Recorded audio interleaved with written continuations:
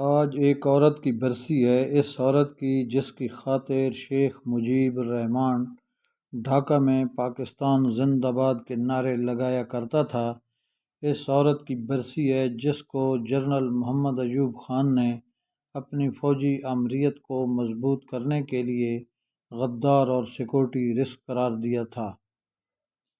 آج اس عورت کی برسی ہے جس کے متعلق پاکستان کے پہلے سول آمر مسٹر بھٹو نے کہا تھا، یہ شادی کیوں نہیں کرتی۔ اس جملے کو سن کر ایک برطانوی صحافی رو پڑا تھا کہ یہ کیسی قوم ہے جو اس عورت پر الزام لگاتی ہے جسے یہ مادر ملت یعنی قوم کی ماں کہتے ہیں۔ جنرل ایوب خان نے جب اس کو دھاندلی سے ہرایا تو اس وقت متحدہ پاکستان